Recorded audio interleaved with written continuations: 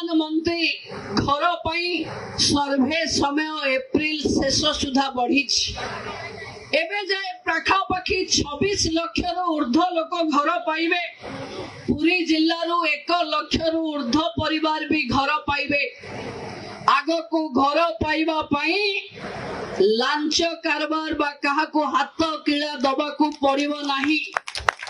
जदि केही भी आपनक पाखे आगुआ घर दबा पाई आधार कार्ड मागिबो आपण तांको खोली किरी कहिबे कि सरकार घोषणा करी जाईची मध्यस्थी नहीं सीधा सीधा अंत्योदयर पैसा भी डीबीटी आकार रे आपनक अकाउंट रे पहुंची।